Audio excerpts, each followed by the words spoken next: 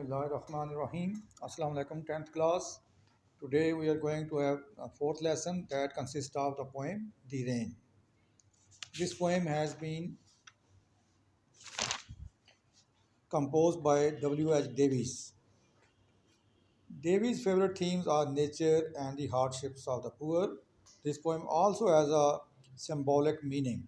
The upper leaves get the raindrops and quench their thirst. Afterwards, they pass on the drops to the lower leaves.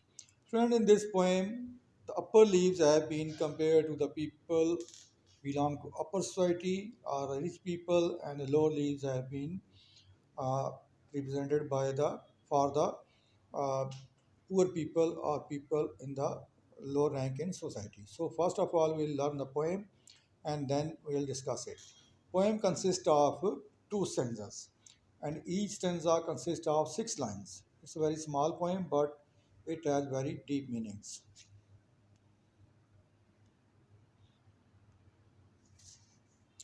I hear leaves drinking rain. I hear rich leaves on top, giving the poor beneath, drop after drop. It's a sweet noise to hear these green leaves drinking near.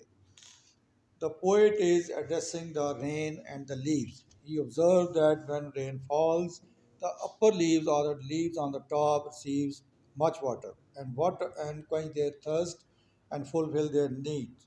When whatever is left, they pass on to the lower leaves, which are the as compared to the lower people in the society. All the resources and comforts are reserved for the rich people in society, and whatever left by them is trickled down to the people. It's a sweet noise to hear these green leaves drinking near. So another thing that the poet observed that when a raindrop falls on the leaves, they create a very sweet noise that is like to a sweet music. And when the sun comes out, after this rain shall stop, a wondrous light will fill each dark round drop. Ayov, the sun shines bright, it will be a lovely sight. Excuse me. And the poet says, when the sun comes out, after this rain shall stop. When the rain will stop, it will create a very beautiful scene. All the nature will be clean and there will be a beautiful sight. A wondrous light will fill each dark round drop. So when the rain falls and rain stops, there are uh, raindrops which are suspended in the air, and when the light passes through them, it creates a very beautiful phenomenon that is uh, rainbow. And the 7 colors are a band of 7 colors is seen on the in the sky. I hope the sun shines bright, it will be a lovely sight. The poet thinks then the sun shines, it will be very bright, it will be a blessing for all the people because when sun shines, its sunlight is for everyone, whether he is rich or poor.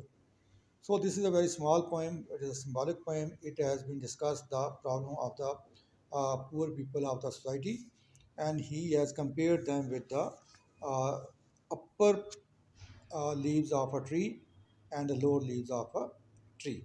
Second poem we have discussed. Now we'll discuss the exercise, and it is the next page, and we will see about the denotation and connotation.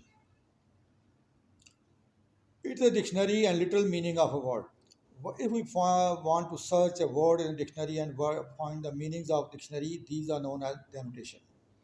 And connotation, it is the emotional, contextual, cultural meaning attached to a word, shades and degrees of meaning. So if we want to find the meaning of such the meaning of snake in the dictionary, we will find that a legless creature with scaly skin. यानी एक ऐसा मखलूक जिसको टांगे नहीं होती हैं, उसके ऊपर चाने होते हैं, उसके ऊपर स्केल्स होते हैं और वो मूव करता है.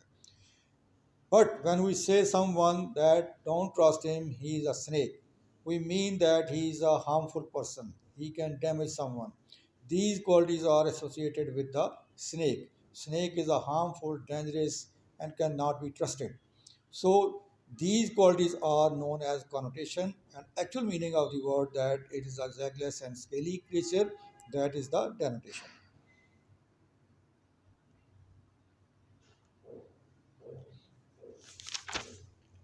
So next one is metaphor, a figure of speech in which an implied comparison is made between two unlike things.